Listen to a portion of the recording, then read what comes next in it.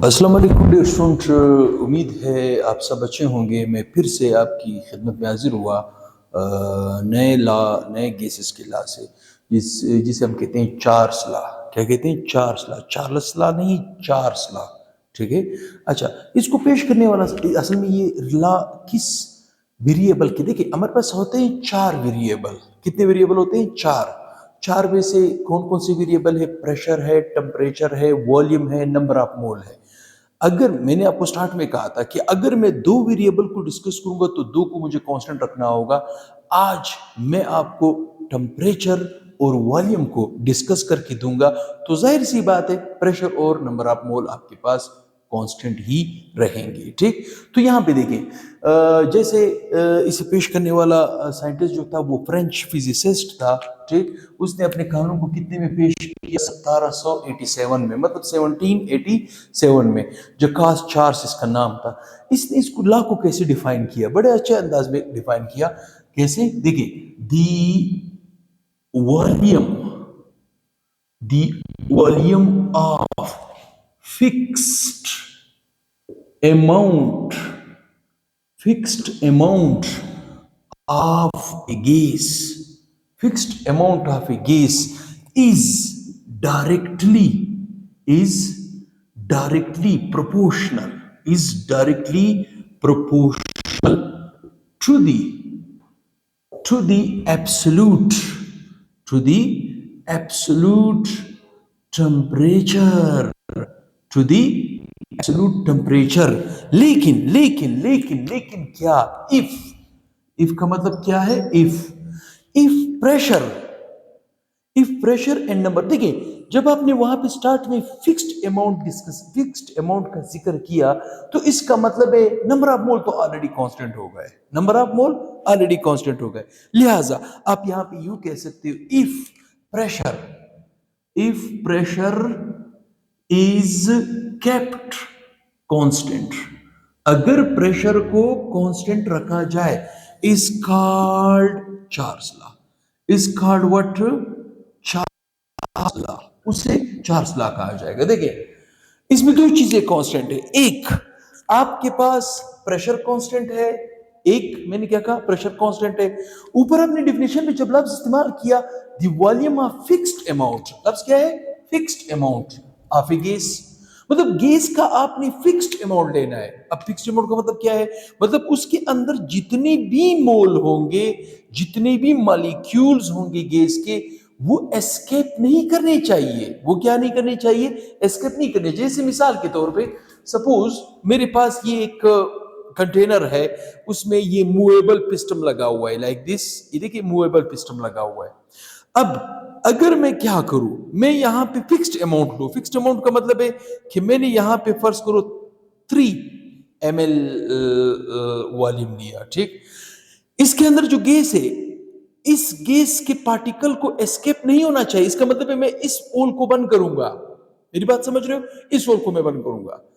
अब अगर मैं ऐसे करूं कि इसके अंदर जो अब गैस, ये जो 3 ml का वॉल्यूम आपके पास मौजूद है, इसके अंदर जो गैस मौजूद है, अब मैं इस गैस के मॉलिक्यूल को बाहर नहीं जाने दूं, बल्कि इस गैस के मॉलिक्यूल का टेम्परेचर गर्म कर दूं या ज्यादा कर दूं। जब मैं टेम्परेचर बढ़ाऊंगा तो मॉलिक्यूल हरकत में आ जाएंगे। जब मॉलिक्यूल हरकत में आ जाएंगे तो काइनेटिक एनर्जी बढ़ेगी। काइनेटिक एनर्जी की वजह से क्या है? मॉलिक्यूल स्पीड से टकराएंगे वॉल ऑफ कंटेनर के साथ, और आपके पास यूं पिस्टन अप्स होना शुरू हो जाएगा। मेरे कहने का मतलब क्या है कि क्या चीज अप होना शुरू हो जाएगा? पिस्टन अप होना शुरू हो जाएगा। ठीक। मतलब कहने का मतलब यहां पे ये है कि जितना भी कंटेनर के अंदर, सपोज मेरे पास ये देखिए, ये यहां पे सपोज मैं दो कंटेनर ले रहा हूं। एक कंटेनर ये है, एक ही कंटेनर है। ठीक। ये दूसरा कंटेनर है। मेरी बात समझ रहे हो? इसे मैं बंद कर रहा हूं मूवेबल पिस्टन से, इसे भी मैं बंद कर रहा हूं मूवेबल पिस्टन से। ठीक। इसके अंदर है गैस के मॉलिक्यूल्स, इसके अंदर है गैस के मॉलिक्यूल्स। ठीक। इस वक्त इसका वॉल्यूम सपोज 40 क्यूबिक डेसीमीटर है। कितना है? 40 क्यूबिक डेसीमीटर है। और इस कंटेनर का टेम्परेचर है 0 डिग्री सेंटीग्रेड। अब अगर मैं इसका टेम्परेचर राइज कर दूं, क्या कर दूं? टेम्परेचर बढ़ा दो। जाहिर सी बात है, मैं टेम्परेचर बढ़ाने के लिए क्या करूंगा, इसे बाहर से आग दूंगा या फ्लेम दूंगा या हीट दूंगा। जब मैं हीट दूंगा तो मॉलिक्यूल में हरकत पैदा होगी, यू यू यू मॉलिक्यूल घूमते शुरू हो जाएंगे। ठीक, मॉलिक्यूल क्या करेंगे, इस पिस्टन को अप करने की कोशिश करेंगे। मतलब ये पिस्टन पहले 40 पे था, जैसे ही मैं टेम्परेचर बढ़ाऊंगा, जैसे ही मैं टेम्परेचर बढ़ाऊंगा, ये आपके पास इसका वॉल्यूम अप होना शुरू हो जाएगा। मेरी बात समझ रहे हो, इसका वॉल्यूम अप होना मतलब पहले आपके पास जो था वो 40 था, फिर आपके पास 80 क्यूबिक डेसीमीटर तक इसका वॉल्यूम राइज हो सकता। 80 नहीं, मतलब वो तो डिपेंड करता है रीडिंग्स पर। वो क्या है, डिपेंड करता है रीडिंग्स पर। ये रीडिंग्स भी मैं आपको ग्राफ की मदद से समझाऊंगा। कहने का मतलब क्या है कि जब किसी कंटेनर के अंदर कोई गैस के मॉलिक्यूल्स मौजूद हो और उन मॉलिक्यूलों की अमाउंट फिक्स्ड हो, मतलब नंबर ऑफ मोल कांस्टेंट हो, नंबर ऑफ मोल कांस्टेंट हो, फिर अगर आप उसको टेम्परेचर दोगे गैस को, जब आप उसको टेम्परेचर दोगे गैस को, तो गैस का मॉलिक्यूल में जब हरकत पैदा होगी, काइनेटिक एनर्जी बढ़ेगी, तो मॉलिक्यूल टकराएंगे। टकराव की वजह से अगर वो पिस्टन का मतलब है वो जो ढकना मूवेबल था, अगर वो ढकना मूवेबल है तो ढकने को अप होना पड़ेगा। जितना आप टेम्परेचर बढ़ाओगे उतना टेम्परेचर अप होगा।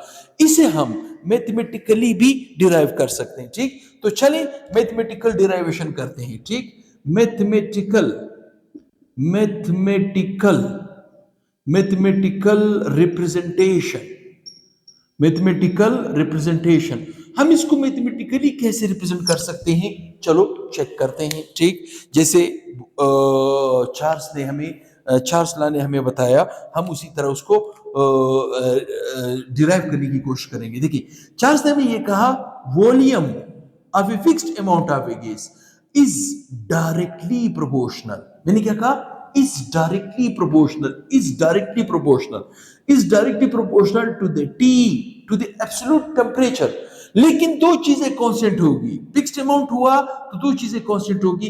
कौन सी, pressure and n is constant.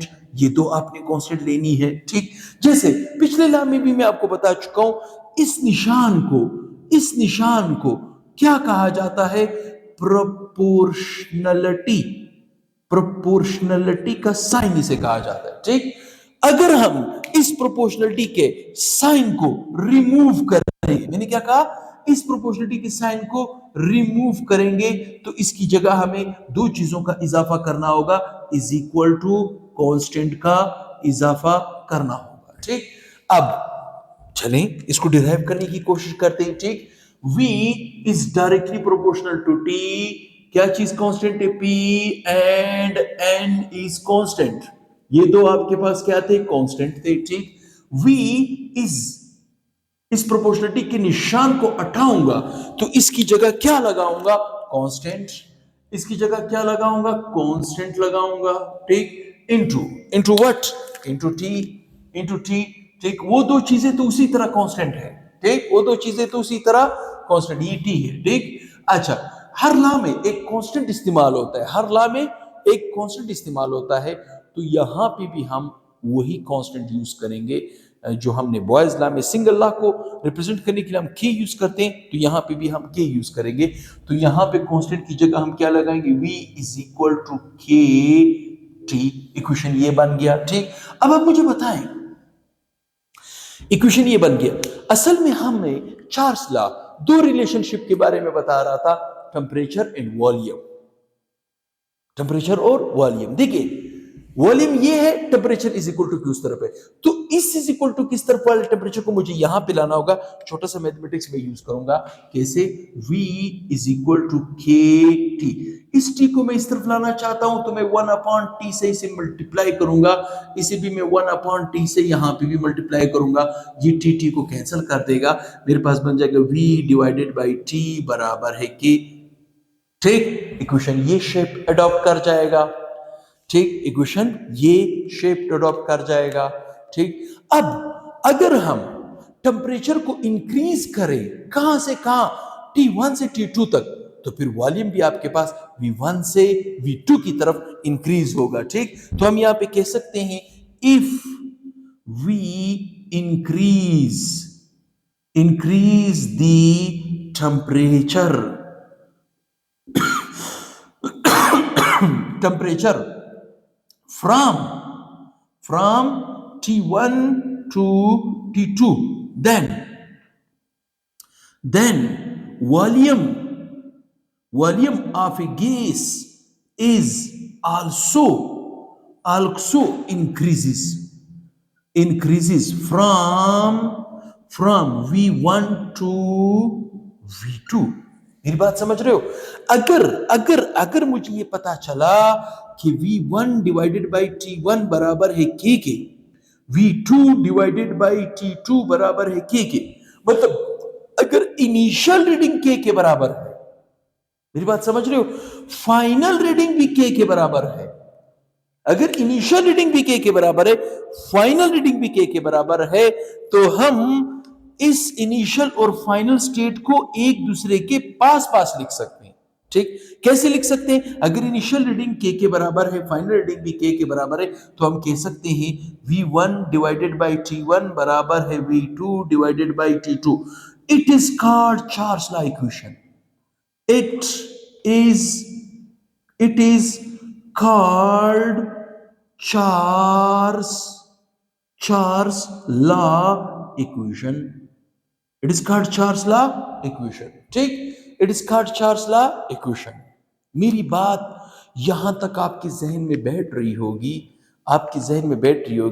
कि टेम्परेचर के बढ़ाने से गैस का वॉल्यूम अप होगा, टेम्परेचर के कम करने से गैस का वॉल्यूम डाउन होगा। ठीक, तो किसी ने स्क्रीनशॉट लेना हो तो वो ले चुका होगा या वो ले सकता है। ये था चार्ल्स लॉ का डिफिनेशन और एज वेल एज उसका मैथमेटिकल रिप्रेजेंटेशन यहाँ पे, बल्कि मैं इसको यूं वाइंड अप कर देता हूं यूं, ताकि आपके जहन में रहे कि डिफिनेशन और उसका मैथमेटिकल रिप्रेजेंटेशन आपके सामने प्रूफ हो चुका है। ठीक, अब मैं इस बात को नेक्स्ट वीडियो में प्रूफ करूंगा कि इनिशियल वॉल्यूम K के बराबर है, फाइनल वॉल्यूम K के बराबर है। How it can be possible? क्या हम इसे मैथमेटिक्स को इन्वॉल्व करते हुए प्रूफ कर सकते हैं? बिल्कुल प्रूफ कर सकते हैं। हम इसे प्रूफ करने की कोशिश करेंगे नेक्स्ट वीडियो में इंशाल्लाह। तो हमें याद रखें, बहुत ही जल्द नेक्स्ट लेक्चर के साथ हाजिर होऊंगा। अल्लाह हाफिज़।